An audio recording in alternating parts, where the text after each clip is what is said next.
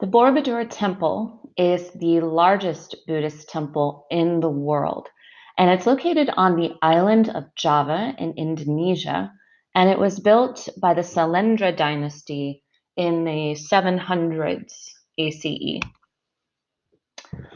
So, first of all, I think what's best for us to start off with is a short discussion about Buddhism, but really right now the very basics.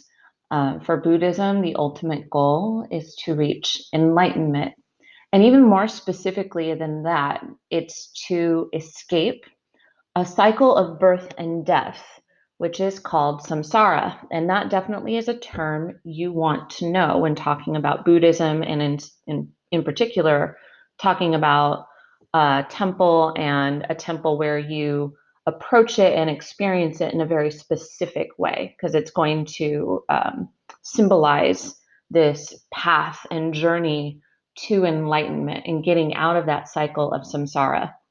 So, a lot of Buddhists would take pilgrimages to visit temples, to visit stupas, which we've talked about in class in an art piece. And you do that to build your karma, your good deeds, and your kind of furthering your knowledge of Buddha's teachings so you can eventually then reach enlightenment. And so that's what a lot of Buddhists would do in this particular temple. I think also it's why, as well, the politicians and that would build these temples too. They are trying to show their power, and they're also trying to also further their own journey down this path. So you never can forget that political mindedness about it too. I mentioned it in a video on the Longmen Caves as well. So when the pilgrims arrive at the temple and you start at the base, you do something called circumambulate it.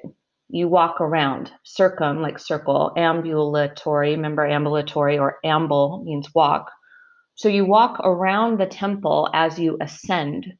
And you walk in a clockwise fashion because you're mimicking really the movement in the universe, planets around the sun and the sun's movement and so on. So it kind of connects you in a very meditative way, but also a physical way as you walk to the spiritual. So as you go, you're walking through the three different levels of awareness. And I'm going to get into that in the next slide. So you'll ascend up through the three different levels. And again, your goal is enlightenment, and that would be more symbolized by the top, very top of the temple. Now, eventually, this beautiful temple was abandoned, and we're not exactly sure why, but it could have been volcanic activity, which volcano being close by. So that could be a reason why. And it was discovered later on by Europeans and then refurbished. So content, we have 9 stacked platforms, and 6 of them are square. And then the 3 top ones, which you can see in the lower picture, are circular.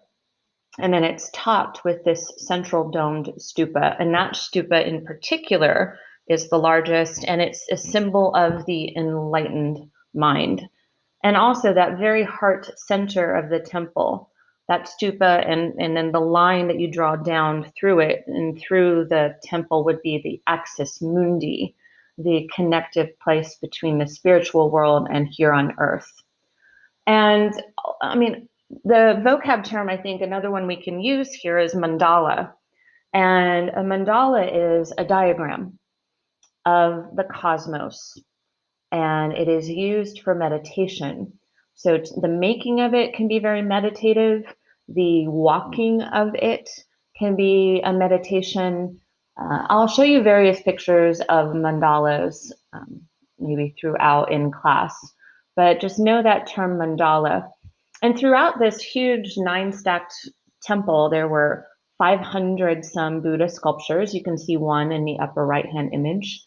There are over 2,000 narrative reliefs, and they focus on Buddhist teachings, his life, and Buddhist scripture.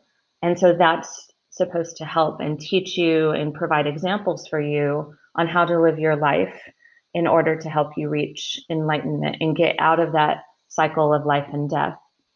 And then there are over 1,000, and actually 1,500 stupas of all different sizes. You're seeing on the top some of the larger stupas, and some of them have those little cutouts in them. So, talking about the 3 different levels that I did in context. So, the lowest level that you're walking in would symbolize the world of desire and negativity. It's the things that keep you anchored here on earth. And when you're walking in this temple, that part, the lower 3 levels or so, you're in a covered space. So it's darker. And that's a symbol, the light aspect of this piece is important because the darkness is a symbol of you kind of being early on in your path of enlightenment. Then, as you're going up into the middle levels, which is a symbol of people abandoning those desires, but you're still kind of tied to naming things physically, forms of things. You're still tied to this earthly realm in your mind. So it gets a little bit lighter as you're up in that area within the temple, but it's not quite, you're out in the open. And then in the top level, when you're letting go of the physical worldly desires and you exist more as a spiritual kind of mindset, that's when, in terms of the temple itself, you're up at the top levels and you're out in the open. So that part, which is the lowest kind of sentence there in this slide, that is so important. This light dark meaning. And throughout, you could link that to Chartres Cathedral, where the light's coming in the stained glass and it connects you closer, that Lux Nova idea that connects you closer to the spiritual and to God. Same thing with going inside the San Vitale church, where all the mosaics are in the gold. It's a similar concept in a way, but a completely different faith and slightly experienced differently, because here you're much more actively circling this temple, that circumambulating it as you travel through. It is a symbol of your path on that road to enlightenment.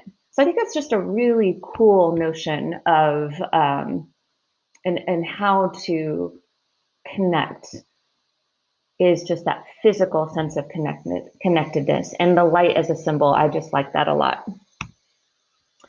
This is one of the reliefs that College Board would like you to recognize. Again, remembering that there are reliefs all throughout, reliefs of Buddha's life, of his scripture, and so examples for you to follow. And this is Maya riding to Lumbini. They don't put in my notes, they don't have the title of it, so I'm okay with you not knowing the title. But it would be nice for you to know that this is Buddha's mother, Maya. She's in the center there on that kind of cart. And she is going off to give birth to Prince Siddhartha, who ultimately becomes Buddha. He relinquishes all his worldly possessions, his title, and he goes out to, he reaches enlightenment himself and then becomes this spiritual guide and example. So this, I like this because it's very similar to Roman reliefs. Singular ground line, great narrative being told, powerful figures being told. It connects also to religious Christian narratives too, in terms of its look, but yet the subject, of course, is quite different. And again, the environment in which it's in is that Buddhist, temple environment. So that's what this particular piece is. It's the beginnings really of Buddha's life and story. And again, this in combination with all the other reliefs throughout would then help you as you go down your path to enlightenment. And then I just wanted to show you some pictures of the temple because it is gorgeous. The 2 top pictures are again of the upper portions where you can see some of those stupas and Buddha sculptures. The one on the lower right helps to give an idea about those different layers and just the scale of it all. And just the image on the left, I love just for the intricacy of it and the detail in it. It's just quite remarkable, this temple. So for this, I would definitely say, in terms of function, it's a sacred space. It's a pilgrimage site. Religion, of course, as well. Power, the size and scale, referring to the Sailendra dynasty who sponsored its building, and also the power of Buddhism. And then for formal qualities, you could do movement, because movement is essentially an essential component um, in terms of how you experience this and your spiritual journey. And you could also use as a formal quality of contrast, as a contrast between light and dark, lower levels and upper levels, mirroring your spiritual path and your journey to, again, enlightenment. So again, that's the Borobudur Temple from Java, Indonesia.